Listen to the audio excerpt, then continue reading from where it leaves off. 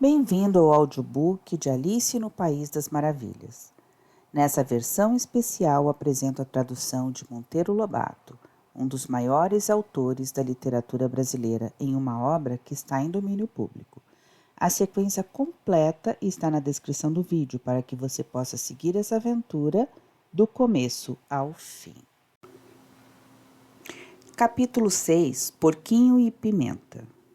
Ficou por uns instantes a examinar a casinha e a pensar no que faria. Súbito, surgiu do seio da floresta um criado. Alice achou que devia ser um criado por vestir libré, mas a julgar pelo seu físico mais parecia um peixe. Chegou e bateu com força na porta. A porta foi aberta por outro criado, também de libré, mas com cara de rã. Alice observou que ambos tinham os cabelos encaracolados e empoados. Ficou imóvel, curiosa do que ia acontecer.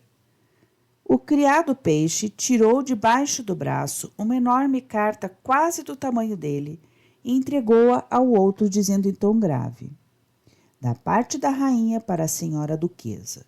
Convite para jogar croquet. E fizeram ambos tamanha reverência que as duas cabeças se encontraram. Pocket! Alice riu-se tanto que teve de tapar a boca de medo que eles ouvissem. O criado da rainha foi-se embora e o outro ficou por ali, olhando estupidamente para o céu. Aproximando-se dele, Alice bateu na porta. É inútil bater, disse o criado. Primeiro, porque estou no mesmo lado da porta que você está. Segundo, porque estão fazendo barulho lá dentro e ninguém ouve. Reinava, de fato, grande barulho dentro da casa, e de vez em quando ouvia-se rumor de pratos quebrados. Diga-me então, observou Alice, o que devo fazer para entrar? Podia haver razão para que você batesse, continuou o criado sem responder ao perguntado, se a porta estivesse entre nós dois, isto é, se eu estivesse do lado de dentro e você do lado de fora, ou o contrário. Se você estivesse do lado de dentro e eu do lado de fora, eu poderia abrir para você sair. O criado dizia isso sem tirar os olhos do céu, o que Alice achou muito pouco delicado. Mas, pensou a menina consigo, talvez ele não tenha culpa disso. Seus olhos são quase no alto da cabeça e com certeza não pode baixá-los. Em todo caso, nada lhe custaria responder à minha pergunta e repetiu-a. Diga-me, senhor, por onde poderei entrar? Ficarei sentado aqui até amanhã, foi a estranha resposta do criado. E nesse momento a porta abriu-se e um prato veio voando lá de dentro e esbarrou no nariz do criado e foi quebrar-se na árvore mais próxima. Ou talvez até depois de amanhã, continuou ele no mesmo tom, como se nada houvesse acontecido. Como devo entrar? Perguntou Alice, elevando a voz e já irritada. Você vai entrar mesmo? Perguntou o criado. É essa a primeira questão que temos que resolver. Alice não gostou que ele lhe fizesse essa observação. É horrível como essas criaturas se implicam com tudo. Acabam pondo-me maluca. Parece que o criado achou boa a oportunidade para voltar à sua ideia do começo e disse: ficaria sentado aqui durante dias e dias. Mas, Camelo, que devo fazer para entrar? Berrou novamente Alice, furiosa. Faça o que quiser, foi a resposta do criado, que pôs-se a assobiar-se muito fresco da vida. Oh, é inútil falar com esse imbecil, trata-se de um perfeito idiota. E abrindo ela mesma a porta, entrou. Dava a porta para uma grande cozinha fumarenta. Estava a duquesa sentada num mocho de 3 pernas, tendo uma criança no colo. A cozinheira mexia no fogão uma grande panela de sopa. Há de haver muita pimenta naquela sopa, disse Alice, espirrando 3 vezes seguidas. Irra! E havia mesmo, na sopa e no ar. A própria duquesa espirrava de vez em quando, e a criança que tinha no colo alternava choro com espirros. Só não espirrava a cozinheira e o gatão amarelo que, num canto, fazia caretas. Pode ter a bondade de me dizer, senhora duquesa, por que motivo seu gato faz caretas? perguntou Alice com alguma timidez, pois não estava certa de ter o direito de falar em primeiro lugar diante de nobre dama. Porque é o gato careteiro. Essa é a razão, porcalhona, foi a resposta da duquesa. Alice recuou ao ouvir essa última palavra dita em tom de cólera, mas logo percebeu que não fora dirigida a ela, e sim à criança que estava no colo da dama e que com certeza fizera alguma coisa merecedora da palavra. Não sabia dessa raça de gatos careteiros, disse Alice, nem nunca supus que gato pudesse fazer careta. Todos podem e muitos fazem, ensinou a dama. Nunca vi nenhum que fizesse, nem sei de nenhum que faça. É que você não sabe muita coisa, disse a duquesa. Alice não gostou da observação e pensou que seria melhor mudar de assunto. Enquanto pensava nisso, a cozinheira tirou do fogo a panela de sopa e começou a jogar na duquesa e na criança tudo o que achava ao seu alcance. Primeiro as caçarolas, depois os pratos e as terrinas. A duquesa não ligou a mínima importância àquilo, nem mesmo quando uma sopeira lhe esborrachou o nariz. Quanto à criança, não se podia dizer que estivesse chorando das caçarolas e pratadas que ia recebendo, porque já estava chorando desde o começo. Pare, mulher, gritou Alice. Olha o que está fazendo. Se todos só olhassem para seus próprios negócios, o mundo andaria muito mais depressa do que anda, grunhiu a duquesa. Se o mundo andasse mais depressa, retrucou Alice, muito contente de mostrar ciência, não haveria vantagem nenhuma. Os dias e noites ficariam muito mais curtos do que são. Como a senhora sabe, a Terra leva 24 horas para girar em torno do seu eixo. Por falar em eixo, corte o queixo dela, cozinheira, gritou a duquesa. Alice olhou ansiosa para o lado da cozinheira, com medo de que ela cumprisse a estranha ordem, mas, vendo-a totalmente indiferente, absorvida em temperar outra panela, teve coragem de continuar. 24 horas, disse eu. Ou 12 só? Ando meio atrapalhada. Ora, não me aborreça, interrompeu a duquesa, pondo-se furiosamente a embalar a criança com uma canção muito sem jeito. Rale com a criança, bata-lhe quando espirra, porque a malvadinha isso faz de pura birra. Enquanto a duquesa cantava essa horrível canção, jogando a criança violentamente para o ar, o choro foi tanto que Alice não pôde ouvir o resto da cantiga. Vamos, disse a duquesa para Alice, embale a criança se quiser. Tenho de aprontar-me para jogar croquete com a rainha.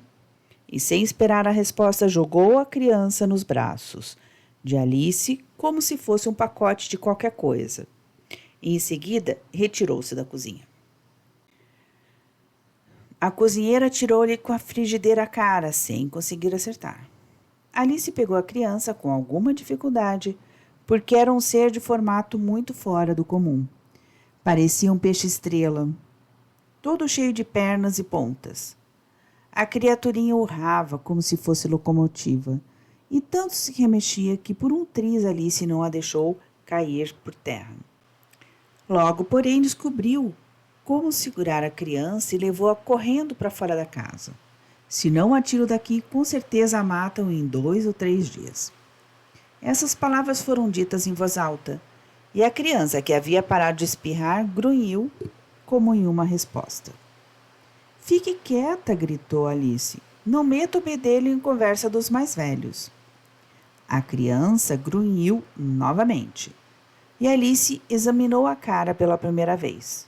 Tinha um nariz muito revirado para cima, que mais parecia um focinho, o que muito aborreceu Alice.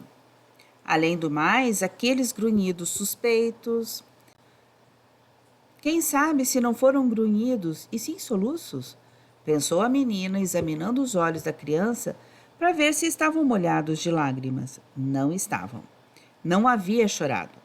Não fora soluço, portanto, e sim grunhido dos bons.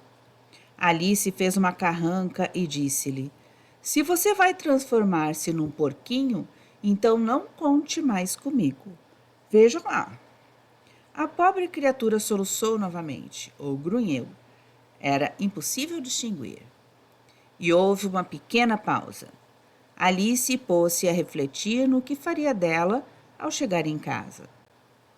Enquanto isso, a criança grunhiu de novo, tão bem grunhido que não houve mais dúvida. Era mesmo um porquinho. E como era um porquinho, não havia razão de ser levado ao colo. Alice largou no chão. Assim que se viu livre, a criança pôs-se a correr em direção ao bosque. Alice suspirou. Se tivesse crescido gente, seria uma horrível futura pessoa. Mas para porquinho está muito bem. É até bonitinho, disse consigo. E começou a pensar em outras crianças que conhecia, as quais ficariam muito bem se igualmente pudessem ser viradas em porquinhos. Se a gente soubesse como transformá-las... Ia pensando nisso quando deu com o gato da duquesa sentado num tronco, a poucos passos de distância. O gato fez-lhe uma careta, mas de bom humor. Mesmo assim, Alice achou prudente tratá-lo com respeito, porque era gato de unhas muito compridas.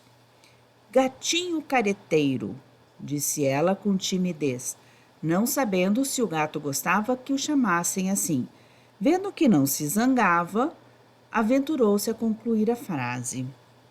Pode dizer-me o caminho que devo tomar? Isso depende do lugar para onde quer ir, respondeu com muito propósito o gato. Não tenho destino certo. Nesse caso, qualquer caminho serve. Servirá sim se o caminho for ter a algum lugar, sugeriu Alice. Qualquer caminho conduz a algum ponto se você andar depressa e chegar, disse o gato. Alice viu logo que o felino era animal de muito bom senso, nada parecido com o criado idiota. E fez outra pergunta. Diga-me, senhor gato, que espécie de gente é a que vive nessas paragens? Deste lado vive o chapeleiro, respondeu o gato apontando com a mão esquerda. Deste outro lado vive a lebre telhuda. Visite ao qual quiser. Ambos são malucos. Mas eu não gosto de lidar com gente maluca, disse Alice. Então está pegada, porque aqui tudo é maluco. Eu sou maluco, você é maluca. Como sabe que sou maluca? Perguntou Alice. Deve ser, respondeu o gato, do contrário não estaria aqui. O raciocínio não pareceu muito perfeito, mas a menina continuou nas perguntas. E você, como sabe que é maluco? Vou explicar, mas diga-me antes, acha que os cães são malucos? Pois bem, concluiu o gato, os cães rosnam quando se zangam e mexem com a cauda, se estão contentes, não é assim? Já eu rosno quando estou satisfeito e movo a cauda quando estou zangado. Por conseguinte, sou maluco. Uma coisa é rosnar, outra é roncar. Os gatos rosnam, os cães roncam, explicou Alice. Dá na mesma, concluiu o gato. E mudando de assunto, perguntou: vai jogar croquete com a rainha? Gostaria muito, mas não fui convidada. Pois se for, lá me encontrará, disse o gato, desaparecendo. Alice não se mostrou surpreendida com tais modos, porque já estava acostumada às esquisitices daquele povo. Ficou parada com os olhos postos no galho onde o gato estivera, a cismar no que faria. Nisto, o gato reapareceu de brusco. A propósito, indagou ele, que é que fez da criança da duquesa? Soltei-a porque virou um porquinho. Assim devia ser, murmurou o gato, desaparecendo de novo. Alice ainda esperou uns momentos, certa de que ele voltaria pela terceira vez para perguntar mais alguma coisa. Mas como não voltasse, dirigiu-se para os lados da lebre telhuda. Já vi muitos chapeleiros, ia murmurando, e é gente que não me interessa. Prefiro conhecer a lebre telhuda. Como estamos em maio, é possível que esteja menos maluca do que em abril. Não tinha ainda terminado esse raciocínio, quando, ao erguer os olhos, viu o gato reaparecer novamente na árvore. Que está pensando? Indagou ele. Não é da sua conta, respondeu Alice, aborrecida com aquela espionagem. Melhor seria que ficasse ou fosse embora de uma vez. Muito bem, disse o gato filosoficamente, e começou a desaparecer pela terceira vez. Primeiro desapareceu a ponta do rabo, depois as pernas e, por fim, a cabeça. O corpo todo já havia desaparecido e a cabeça ainda estava no pau, com a careta de sempre. Tenho visto muito gato que não faz careta e já vi um gato careteiro, mas a careta só sem gato é a primeira vez que eu estou vendo. 200 passos adiante, Alice encontrou a casa da lebre, ou pelo menos a casa que devia ser da lebre, porque a chaminé tinha forma de orelha e o telhado era coberto de pele em vez de telhas. Casa enorme, tão grande que antes de entrar, Alice resolveu comer um pedacinho do cogumelo que aumentava a estatura. E enquanto comia, pensava, se a lebre estiver doida, furiosa, com certeza vou arrepender-me de tê-la procurado em vez do chapeleiro. Espero que você tenha se divertido com mais essa parte da história. E se você está gostando dessa aventura, aproveita para curtir esse vídeo, se inscrever no canal e ativar o sininho para acompanhar todos os episódios. Compartilhe também com quem ama boas histórias. Nos vemos no próximo capítulo. Até lá!